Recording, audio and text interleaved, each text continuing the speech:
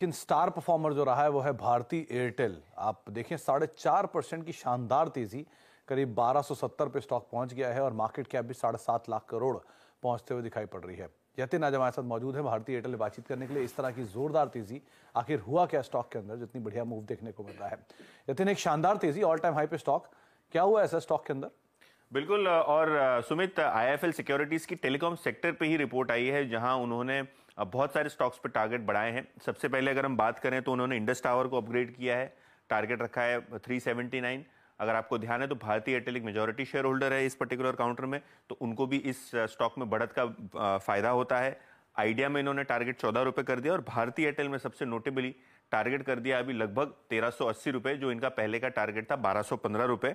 और जियो टेलीकॉम पे भी इन्होंने अपनी एंटरप्राइज वैल्यू का अजम्पशन लगभग 10% से बढ़ाया है। ऑब्वियसली अगर हम बात करें क्यों ये टारगेट बढ़े हैं, तो आईएफएल को लगता है कि आने वाले 3 सालों में 2 बार टैरिफ हाइक हो सकता है और आगे जाके रेगुलेटरी इशू भी नहीं आना चाहिए इस टैरिफ हाइक को लेके।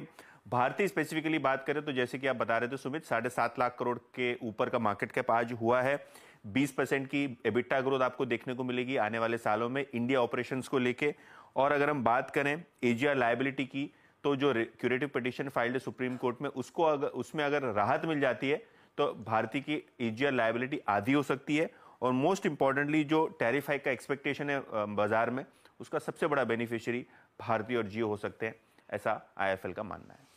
तो आईएफएल का नोट, एक खबर, साथ ही साथ एक बढ़िया मोमेंटम, इन सबका इंपैक्ट आप देख रहे हैं भारतीय एयरटेल, इंडस टावर सब में। बहुत बहुत शुक्रिया यतिन, ये तमाम डिटेल हमसे शेयर करने के लिए। भारतीय एयरटेल डे हाई के आसपास 4.5% तेजी और साथ साथ इंडस टावर भी लेकर आइए।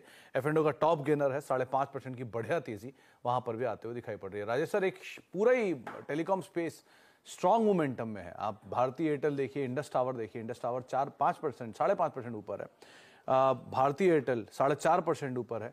देश की 5वीं सबसे बड़ी कंपनी बन गया आज भारतीय एयरटेल। आप कैसे रीड कर रहे हो इन दोनों को?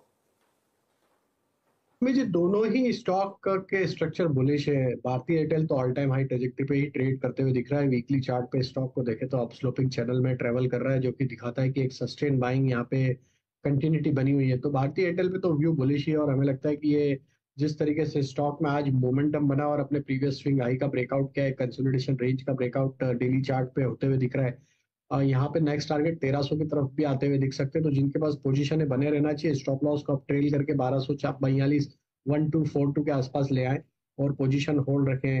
इंडस टावर में भी ब्रेकआउट बने, स्टॉक में एक कंटिन्यूटी बनी है। यहाँ पे भी अगर हम देखें वीकली सेटअप, तो ऑलमोस्ट ये 5th कंसेक्यूटिव वीक है जहाँ पे stock higher high low formation बना रहा है, जो कि दिखाता है कि स्टॉक में एक बाइंग इंटरेस्ट कंटिन्यूटी बनी हुई है।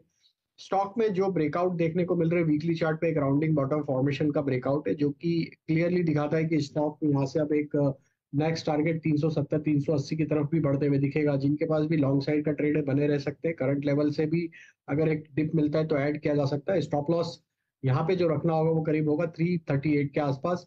छोटी मोटी डिप में ऐड करें, अपसाइड के टारगेट 370 380 आते हुए दिख सकते हैं। टेलीकॉम में 2 और प्लेयर हैं, एक है वोडाफोन आइडिया, जहां पर भी अच्छा शॉर्ट कवरिंग देखने को मिल रहा है, और दूसरा आज मतलब 2% एफपीओ भर भी गया वोडाफोन का, अभी अभी अपडेट भी आ रहा है। और दूसरा पावर ग्रिड, ये भी बहुत हद तक टेलीकॉम से सरोकार रखता है। 3-3.5% तेजी यहां पर भी है। इन दोनों को कैसे रीड कर रहे हो आप? पावर ग्रिड में भी एक अप ट्रेंड है। आज के गैप अप ओपनिंग के बाद स्टॉक अपने एक मल्टीपल सप्लाई जोन को यहाँ पे निगोशिएट करते हुए दिख रहा है। हमें लगता है आज का मूव काफी इंटरेस्टिंग है। अगर ये स्टॉक की आज की क्लोजिंग 284 285 के ऊपर होती है तो यहाँ पे फॉलोअप बाइंग एक्शन आते हुए दिख सकती है, जो कि स्टॉक को फिर 300 की तरफ भी लेके जा सकता है। तो जिनके पास ट्रेड है लॉन्ग साइड का बने रहे, स्टॉप लॉस रखें यहाँ पे करीब 377 के 277 के आसपास। Vodafone idea I think stock Ben में है, लेकिन फिर भी अगर इसके टेक्निकल स्ट्रक्चर देखें तो यहाँ पे जो मेजर सप्लाई जोन बना हुआ है अभी वो है करीब 13 रुपए 75 पैसे 14 रुपए के आसपास। जब ये रेंज को क्रॉस करेगा 14 रुपए के ऊपर, तो यहाँ पे मुझे लगता है कि एक मूव 16 से 17 रुपए की तरफ भी पोजिशनली आते हुए दिख सकता है। At this moment lower side पे जो सपोर्ट बने हुए हैं वो है करीब 12 रुपए 60 पैसे के आसपास। जब तक ये 12 रुपए 60 पैसे के ऊपर टिका हुआ है, हमें लगता है there is a high possibility के आगे 14 रुपीज का ब्रेकआउट करते हुए दिखेगा। देन इसमें 16-17 रुपए तक की पोजिशनली अगर जिसको ट्रेड लेना है उसके लिए ये सलाह रही।